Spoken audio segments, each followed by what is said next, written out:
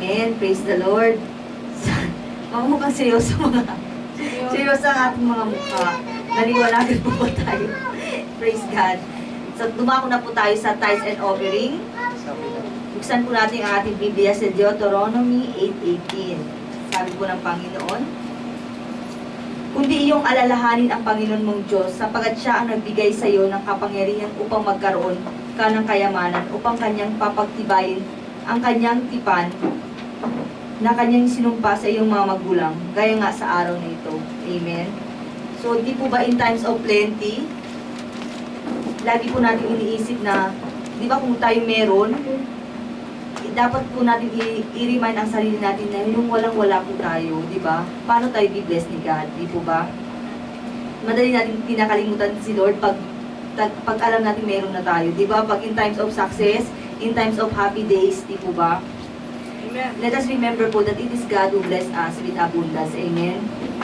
At dapat po ibigay po natin yung para po sa Kanya. Di po ba? Yung 10% po yung income natin, sabi nga po ni Tita yung first fruits din po. So, kung piniplease po natin ang Panginoon in everything we do, so piniplease din po natin yung lahat po na yung para sa Kanya, ibibigay po natin. Amen? So, ibigay po natin ng with a cheerful heart para po sa Panginoon. Amen? Amen. So, ibigay po natin yung para po sa Panginoon. May intermission po ba?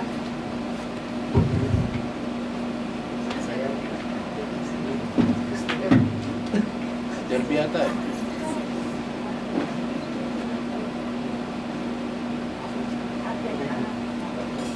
Sige, tayo po tumayo at manalangin.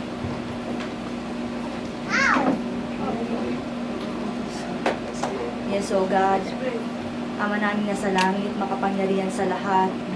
Maraming salamat, O Lord, sa araw na ito, Panginoon. Maraming salamat, Lord, sa lahat ng biyaya niyo po sa amin, O God.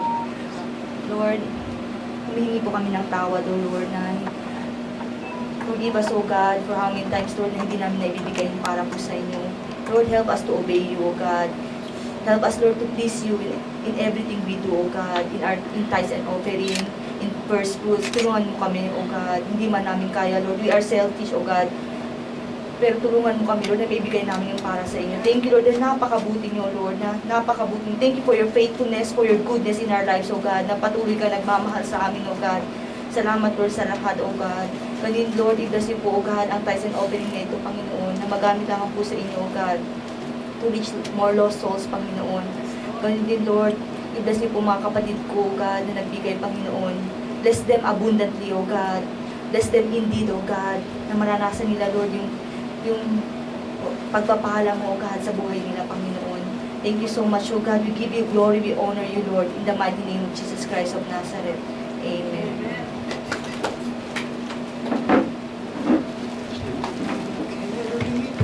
Intermission na.